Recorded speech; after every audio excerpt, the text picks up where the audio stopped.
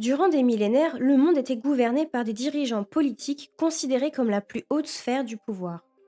Pourtant, à l'ère du numérique, des smartphones et des jeux vidéo de simulation de tondeuses à gazon, les géants de la technologie ne cessent de gagner en influence. Parmi ces acteurs omniprésents dans nos vies, les GAFAM américains dominent actuellement le marché du numérique. On y retrouve Google et sa maison mère Alphabet, Apple, Facebook et sa maison mère Meta, Amazon et Microsoft. Ces Big Five atteignent à eux seuls une capitalisation boursière de plusieurs billions de dollars. Même si ces titans du numérique n'évoluaient pas initialement sur le même terrain d'activité, ils partagent certains traits communs. Assis sur des montagnes de données personnelles, ils ont une influence et un pouvoir considérable dans le domaine économique, politique et social.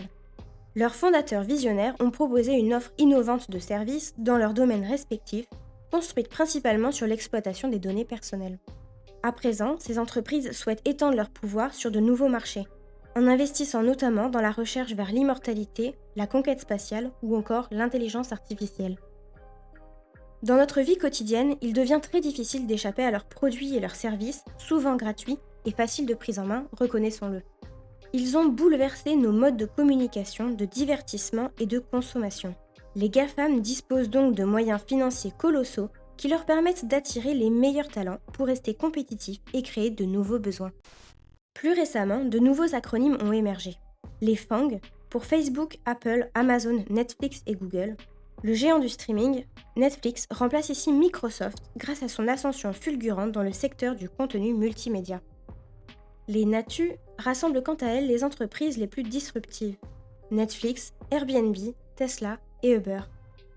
En Chine, l'équivalent des GAFAM sont les BATIX, pour Baidu, Alibaba, Tencent et Xiaomi. Largement sous-estimés, ils sont pourtant de très gros concurrents pour les GAFAM. Après avoir conquis l'immense marché intérieur chinois, avec la bénédiction du gouvernement chinois, ils grappillent des parts de marché européens. Baidu est un moteur de recherche comme Google, mais aussi une plateforme vidéo comme Netflix qui subit le contrôle de l'État, censure certains contenus et promeut des vidéos patriotiques. Alibaba est le premier distributeur mondial depuis 2016. Plus connu en Europe sous le nom d'AliExpress, il est un concurrent direct d'Amazon. Tencent propose WeChat, une application mobile de messagerie qui permet de commander ses courses, acheter des billets de cinéma ou encore prendre un rendez-vous chez le médecin sans quitter la plateforme. Avec plus d'1 milliard d'utilisateurs, il concurrence Facebook. Enfin, Xiaomi est le constructeur de smartphones concurrent d'iPhone et déjà bien implanté en Europe. Même si ces géants du numérique, américains comme chinois, sont admirés par leur audace technologique, ils suscitent de nombreuses critiques. Les BATIX, proches du pouvoir chinois, concurrencent bel et bien les GAFAM américains. Derrière ces prises de marché économiques, on retrouve un véritable jeu d'échecs politique. L'État chinois détient en effet des parts dans ces entreprises, ce qui pourrait lui permettre de véhiculer des idées politiques. D'autre part, des voix s'élèvent contre le système d'optimisation fiscale que ces géants pratiquent. Ces entreprises passent des accords avec certains États ayant, un système fiscal extrêmement avantageux. Ainsi, elles n'ont pas à payer leurs impôts dans le pays où elles génèrent leurs revenus. Par exemple, Apple vend des iPhones dans toute l'Europe, mais déclare la majeure partie de ses gains en Irlande, où la fiscalité est avantageuse. Ça crée une concurrence déloyale par rapport aux entreprises qui, elles, paient leurs impôts là où elles génèrent leurs revenus. L'empire des GAFAM repose également sur des centaines d'acquisitions de start-up pour étendre leur domaine d'activité et réduire à néant tout potentiel concurrent.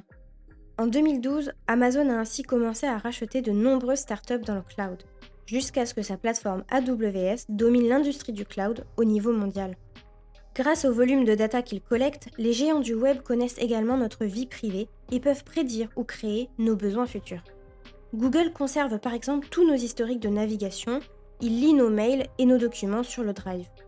Autant dire que ces entreprises vous connaissent peut-être mieux que votre propre famille. J'espère que cette vidéo vous a plu, n'hésitez pas à laisser un commentaire, appuyer sur le pouce du juriste, vous abonner. Quant à nous, on se retrouve dans une prochaine vidéo pour voir comment se passer de ces géants du web et utiliser des solutions plus vertueuses.